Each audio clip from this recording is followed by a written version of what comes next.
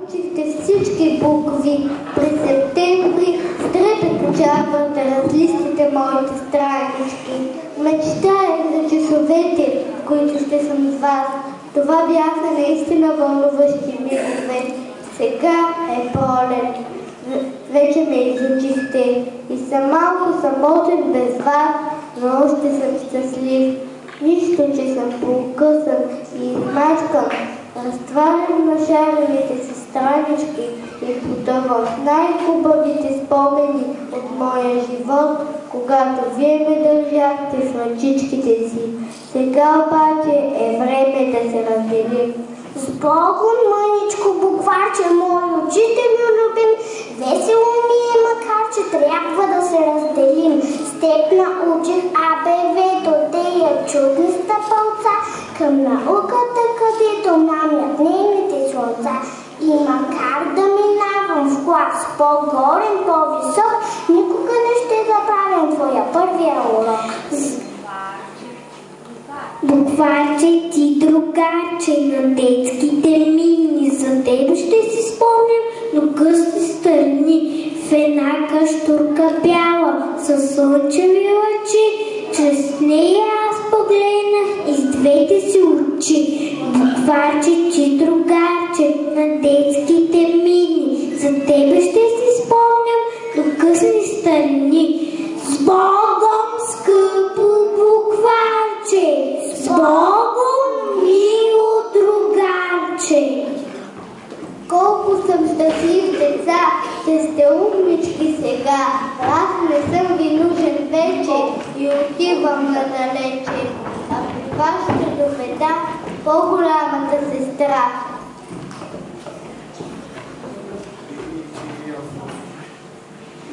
Това е моята другарка, чудната читанка. Няма да забравя до дълбока старост първото букварче, първата си радост. Беше ми другарче, чудно приказливо, моето букварче, първото четиво, а днес грее като слънце ясно, новата читанка, колко е прекрасна. Здравейте, скъпи деца! Безкрайно се радвам, че вече съм при вас. Аз вярвам, че с любов ще развесите моите страници и ще полетите с моите крила по дългия път на познанието. И винаги помнете, че слънцето огрява хора, планини, морета и всеки път на нашата земя.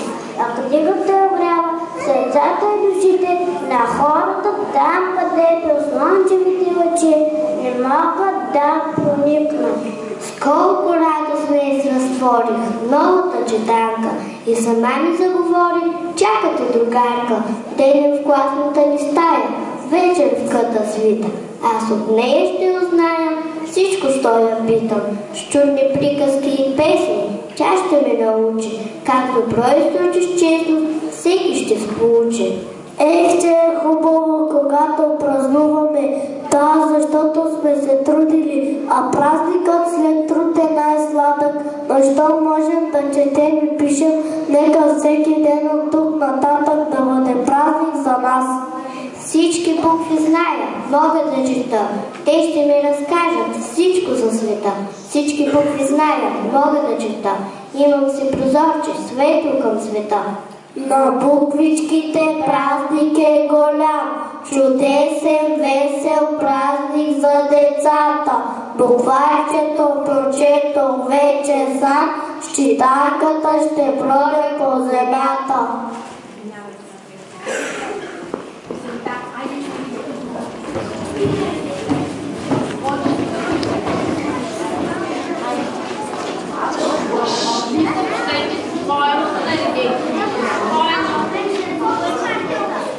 Така, внимателно, спокойно.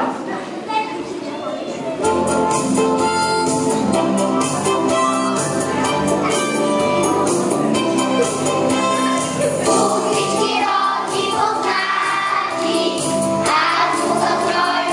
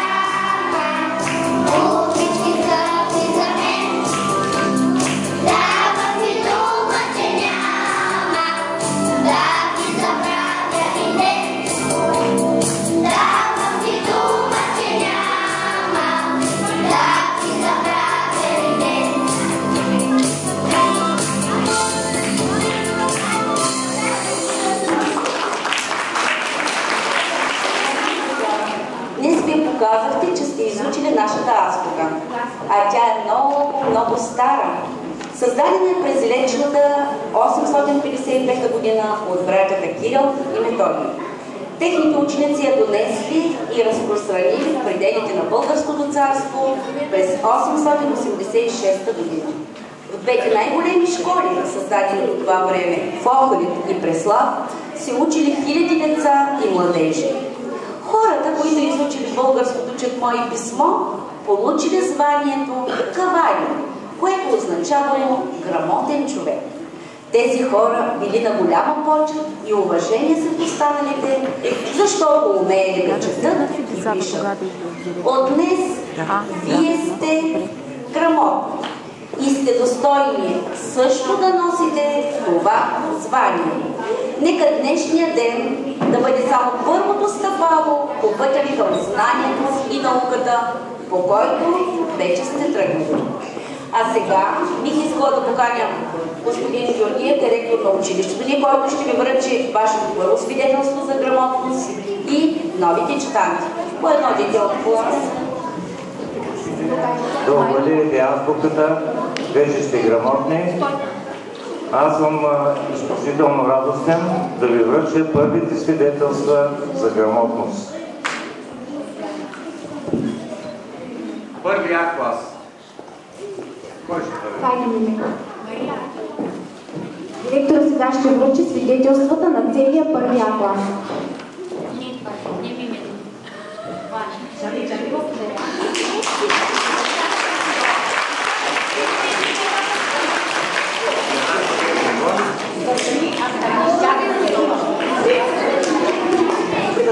Първи Б.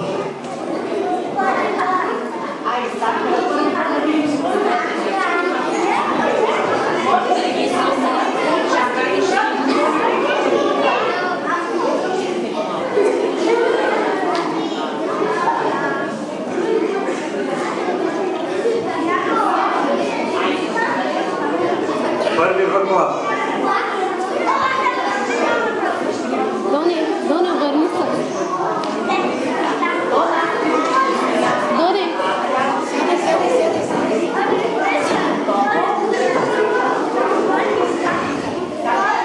Първи Г клас.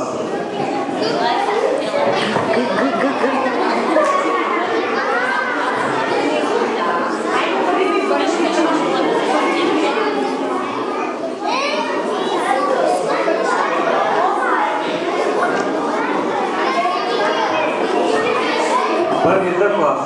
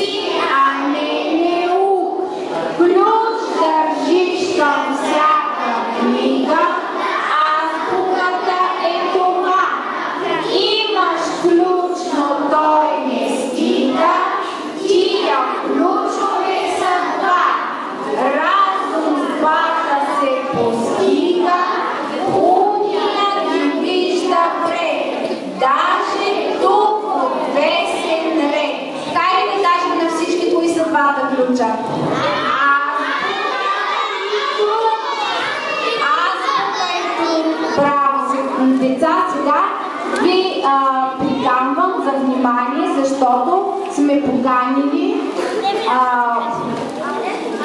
артисти, които ще изнесат програма за вас.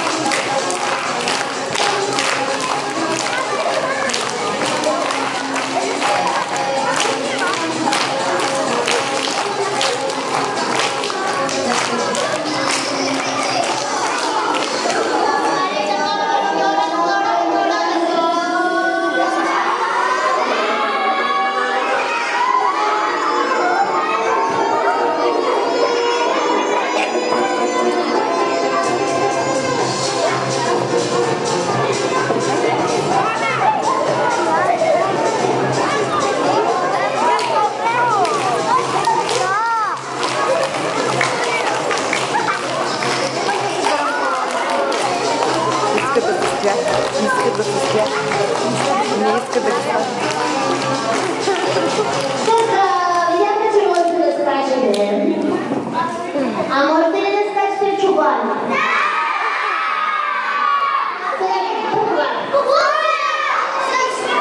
Сесо.